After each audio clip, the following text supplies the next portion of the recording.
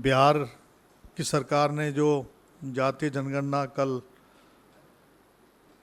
हमारे राष्ट्रपिता महात्मा गांधी के जन्म दिवस पे और लाल बहादुर शास्त्री जिनका नारा जय जवान जय किसान का था,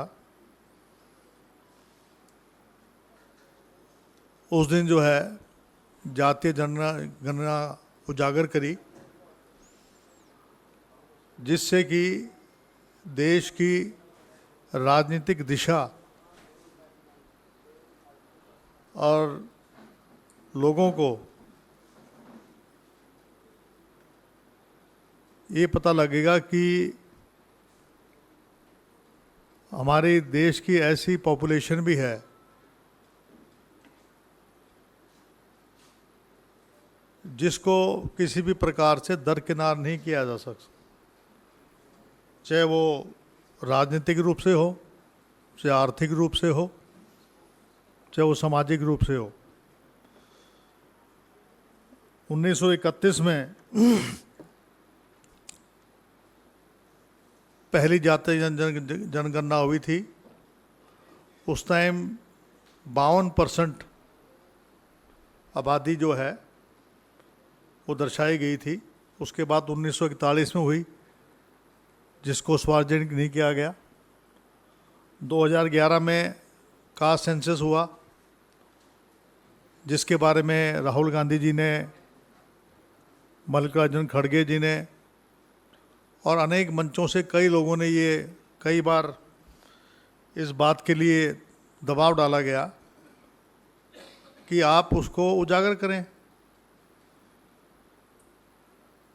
लेकिन भाजपा पता नहीं किस बात से डर रही है कि 2011 की जातीय जनगणना को उजागर नहीं कर रहे हैं। अभी जो जातीय जनगणना हुई है उसमें अगर आप देखेंगे कि जो पिछड़ा वर्ग की आबादी है वो 63% दर्शाई गई है, यानी करीबन 11% का जंप है आबादी के अंदर। और जो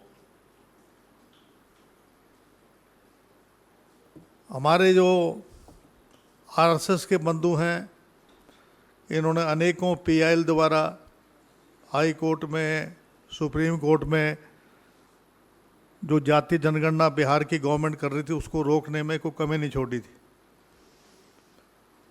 एक बार उनको स्टे भी मिल गया था, लेकिन हाई कोर्ट ने उस स्टे को हटाया। सुप्रीम कोर्ट ने भी उसको बदस्तूर जो है उसी तरीके से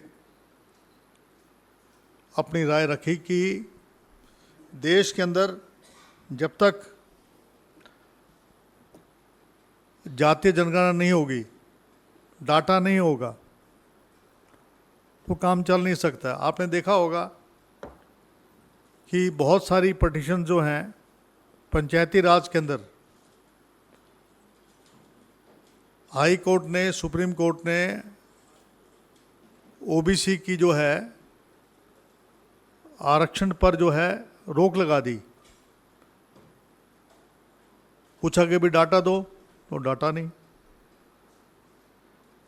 जब तक डाटा नहीं होगा, अभी जो 63% जो पॉपुलेशन है, ये करीबन 215 जातियां हैं। कई कम से कम 113 जातियां ऐसी हैं जिनकी आबादी 0 पॉइंट्स से नीचे है। तो उनके बारे में कौन सोचेगा? अनेकों जो योजनाएं हैं जो बनानी है हमने, चाहे वो हमारे शेड्यूल कास्ट के भाई हों, चाहे हमारे ओबीसी के भाई हों, इवन जो ईडब्ल्यूएस के लोग हैं उनका भी तो सर्वेक्षण हुआ है। इसमें क्यों केवल ओबीसी का थोड़ा ना हुआ है। उसमें जो गरीब लोग हैं उनको फ़ायदा मिलेगा इस बिहार के अंदर, उनके लिए पॉलिसीज़ बनेंगी। हाउसिंग पॉलिसीज़ है, किसके पास कच्चा मकान है, किसके पास मोटरसाइकिल है, किसके पास पक्का मकान है, किसके पास कार है, किसके पास आर्थिक स्थिति किसकी कैसी है, राजनीतिक रूप से कौन कितना प्रभावशाली है, शैक्षणिक रूप से क्या व्यवस्था है जिन जातियों की, और सामाजिक रूप से कितना दबाया जा रहा है। बहुत सारी ऐसे हमारे पिछड़ा वर्ग के लोग हों और इवन शेड्यूल्ड कास्ट में ऐसे आबादी हैं जो विधायक एमएलए नहीं बन सकते, तो उनको जो है सरकार के पास जब डाटा होगा, किसी को एमएलसी बना सकते हैं, किसी को राज्यसभा में ले जा सकते हैं। और जो आंकड़े जो पेश किए हैं बिहार ने, उससे जो है भाजपा घबराहट में आ गई है। और प्रधानमंत्री कहते हैं इससे जो है सामाजिक व्यवस्था बिगड़ेगी, और कांग्रेस जो है जातिगत बातें करके एक पाप कर रही है। अभी बयान दिया, कल बयान दिया उन्होंने, पाप कर रही है। पाप है क्या? इससे बड़ा पुण्य और क्या हो सकता है? इससे बड़ा पुण्य क्या हो सकता है कि आप आर्थिक रूप से जो कमज़ोर लोग हैं उनको आप, उनके बारे में आप पता कर रहे हो, उनकी व्यवस्था क्या है, उनको आप क्या, कौन सी ओबीसी का अलग डिपार्टमेंट बनाने के बारे में, जो हमारा प्लेनरी सेशन हुआ था एआईसीसी का, वहाँ पर बाकायदा इस बात के बारे में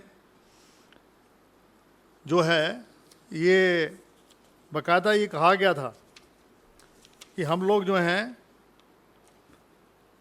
ओबीसी का अलग डिपार्टमेंट बनाएंगे ताकि उनके लिए योजनाएं बन सकें। इवन जो है, जो मल्लिकार्जुन खड़गे जी ने एक चिट्ठी भी लिखी थी प्रधानमंत्री मोदी जी को 16 अप्रैल 2023 को कि आप कास्ट सेंसस करवाएं, जिससे कि डाटा हमें मिल सके। हम कई राज्य सरकार, जैसे आपका छत्तीसगढ़ है, झारखंड है, वहाँ पर जो आरक्षण 14% है और 27% के लिए बिल भेजा हुआ है गवर्नर के पास। 6 महीने से बिल को लिए बैठे हैं। क्यों लिए बैठे हुए हैं? इसके बारे में भारतीय जनता पार्टी या राष्ट्रपति जी के पास जो है, या प्रधानमंत्री जी या गृह मंत्री जी बोले उनको कि बिल लिए क्यों बैठे हैं, या फिर उनकी जो सोच जो है पिछड़ा वर्ग विरोधी है। और 16 अप्रैल 2023 को प्रधानमंत्री जी ने, ना हमारे राहुल गांधी जी ने प्रधानमंत्री को चैलेंज किया था कि आप जो है कास्ट सेंसस 2011 में जो हुआ था उसको पब्लिक करें, ताकि जो 50% का जो कैप लगा रखा है उससे ज़्यादा जा सकें। देखिए, वैसे तो इंदिरा सानी जो एक जजमेंट आई थी उसमें 50% को हम को क्रॉस नहीं कर सकते थे, लेकिन एक 5 बेंच की जज ने ईडब्ल्यूएस को 10% रिजर्वेशन के लिए जो है इजाज़त दे दी। तो जम तो वैसे कर गए, 50% को 60% तो वैसे ही हो गया। जिन प्रदेशों में 50% का कैप था वहाँ 10% जब ईडब्ल्यूएस को दिया तो 60% तो हो ही गया। फिर वो इंदिरा सानी का जो जजमेंट है उसको तो ओवररूल कर दिया ना। तो अब जो है अगर आरक्षण वहाँ बढ़ाया जा रहा है तो उसको रोका क्यों जा रहा है? इसका जवाब भारतीय जनता पार्टी दे। आप देखेंगे अभी जो है हमारे जो केंद्र शासित जो हमारे राज्य हैं, जो जहाँ भाजपा है, उनको छात्रवृत्ति नहीं जा रही। और आपका जो बीएचयू है उसमें ओबीसी के फंड से एक भी छात्रावास तैयार नहीं किया गया। बनारस हिंदू यूनिवर्सिटी में एक भी छात्रावास नहीं तैयार किया गया जहां ओबीसी को ठहरने की कोई ज़रूरत हो। राहुल गांधी जी ने कहा था 3 हमारे सचिव हैं। आपको मैं बताना चाहूँगा सेंट्रल यूनिवर्सिटी में 44 सेंट्रल यूनिवर्सिटीज़ हैं, उनमें केवल 9 प्रोफेसर्स हैं, केवल 9 प्रोफेसर्स हैं। जुडिशरी में हमारी भागीदारी मात्र 4% है। एसोसिएट प्रोफेसर्स 2% हैं। शैक्षणिक तौर पे उसका कारण ये है क्रीमी लेयर लगा दिया, और क्रीमी लेयर लगा दिया कितना, 8 लाख। अब आज के ज़माने में 8 लाख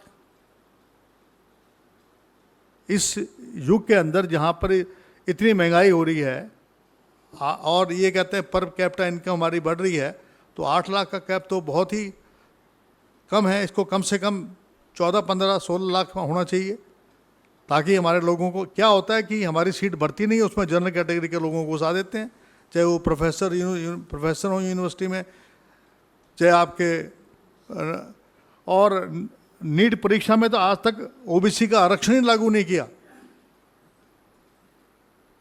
देखो कमाल की बात है ये, जो 63% जिसकी आबादी है, जिसकी अभी तो बिहार की आई है, अगर पूरे देश की होगी तो हो सकता है वहाँ पर, जैसे पहले हम कहते थे 52% थी, हो सकता है कि वहाँ पर भी हमारी 58% हो जाए, 59% हो जाए, 59% हो सकती है।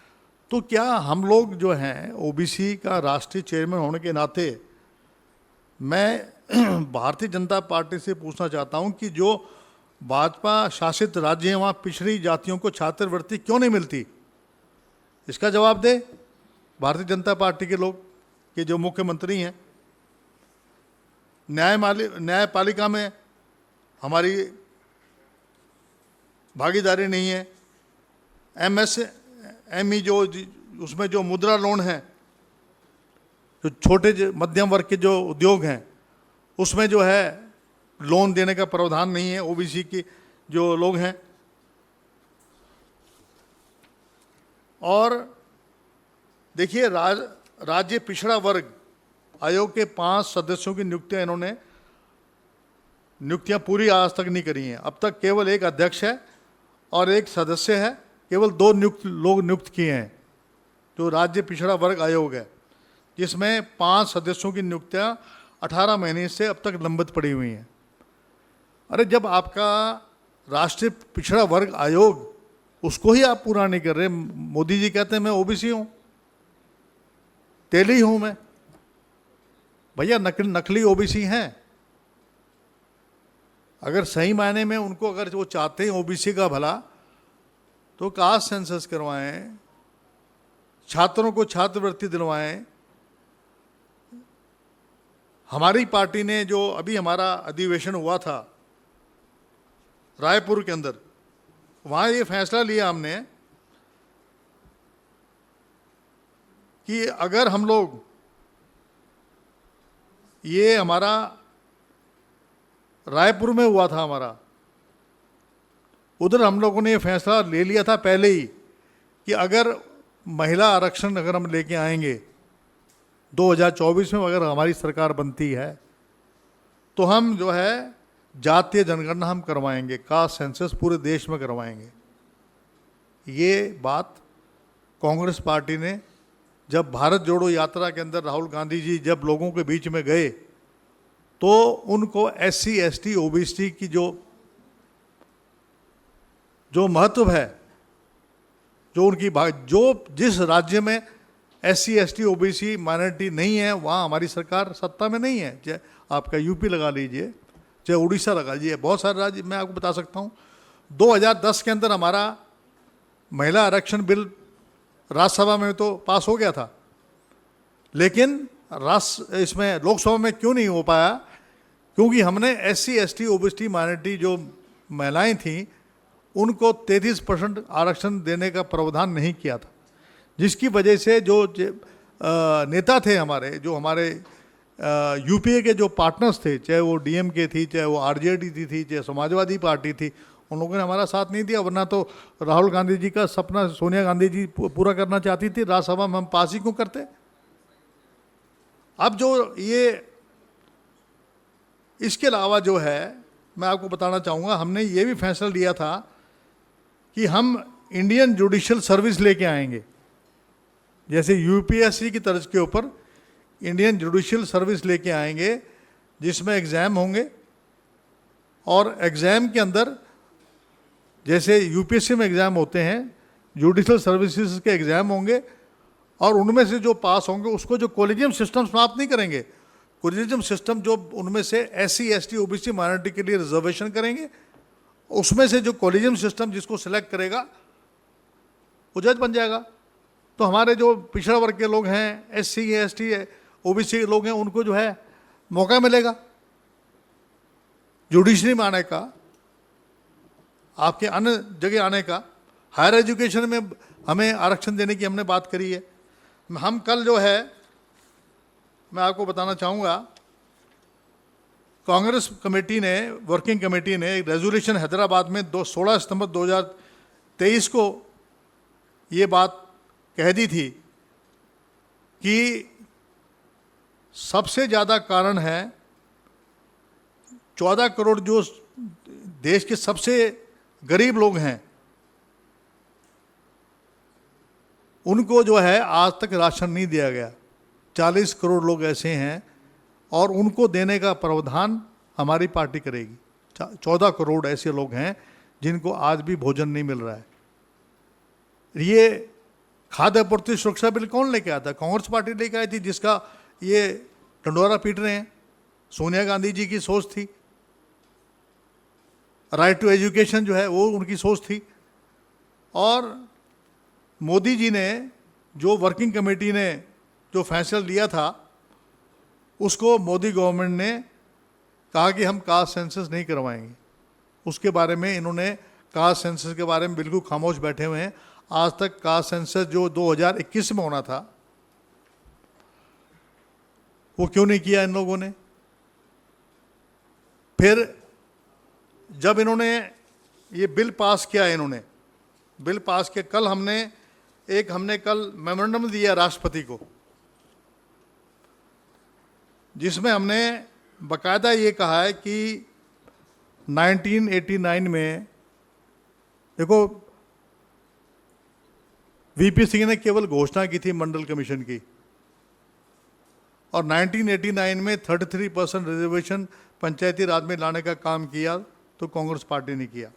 उस वक्त भी जो है ये बिल राज्यसभा में रह गया था, पास होता हुआ 7 वोटों की वजह से, इसलिए नहीं हो पाया, वरना तो ये इंट्रोड्यूस हो ही गया था राजीव गांधी के समय में। और जो आरक्षण है, रिजर्वेशन है,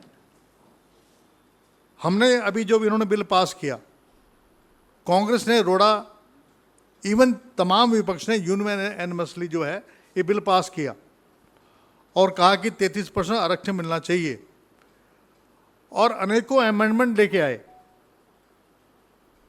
डीएमके ने दिया, कांग्रेस पार्टी से राहुल गांधी जी ने, सोनिया गांधी जी ने, मल्लिकार्जुन खड़गे जी ने, on the floor of the house पे समाजवादी पार्टी से, आपके अपना दल जो इनका खुद का घटक है, उन्होंने ये मांग उठाई कि हमने बिल पास कर दिया है, लेकिन आप अमेंडमेंट लेके आए कि एससी एसटी ओबीसी माइनॉरिटी महिलाओं को आप आरक्षण दें।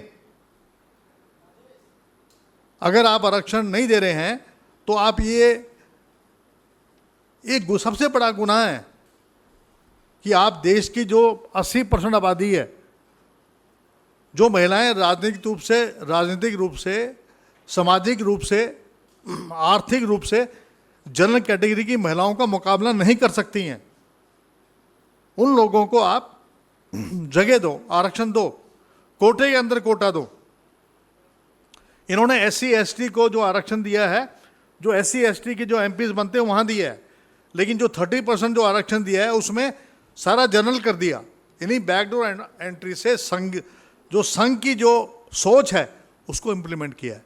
हमने राष्ट्रपति जी को ये लिखा है कि साहब जो है आप इसके बारे में विचार करें, और जितने भी हमारी ओबीसी एसटी माइनॉरिटी की महिलाएं हैं, इनको जो है आप निर्देश दें प्रधानमंत्री को कि वो जो है लागू करें। ताकि हमारी जो महिलाएं हैं जो हर प्रकार से पिछड़ी हुई हैं, देखिए इससे लाभ क्या होगा, लाभ क्या होगा, लाभ ये होगा कि जो मैं आपको बताना चाह रहा था, मैं अगर हम कास्ट सेंसस कर लेते हैं तो जो सबसे गरीब तबका है उसके लिए पॉलिसीज नहीं बनेंगी, उनके लिए एजुकेशन के अंदर स्कॉलरशिप का प्रावधान कर सकते हैं, उनके लिए मकान बनाने की बात हम कर सकते हैं, जिनका हमें पता है कच्चे मकान, उनके लिए पक्के मकान का बजट हम प्रोविजन कर सकते हैं। कास्ट सेंसस केवल जातिगत जनगणना की बात नहीं है, इसका मकसद ये है कि तमाम चीज़ें, पूरा डाटा हो हमारे पास। आपको हैरानगी होगी कि हरियाणा में 6 लाख की क्रीमी लेयर कर दिया, उसमें सैलरी भी डाल दी, सैलरी भी डाल दी, और जो इनकम है क्लास 4 के एम्प्लॉय वो भी डाल दिया। तो आप मुझे बताएं क्लास 4 के बच्चे को क्या आरक्षण मिल जाएगा? हरियाणा में तो क्लर्क के बच्चे को भी के आरक्षण नहीं मिलेगा। तो आरक्षण का लाभ किसको मिलेगा? वो जनरल कैटेगरी को मिलेगा, क्योंकि वो सीटें भरेंगे नहीं, वो जनरल कैटेगरी को दे देंगे। तो ये जिस तरीके से ये लोग कार्य कर रहे हैं, इवन जो तमाम राज्य हैं,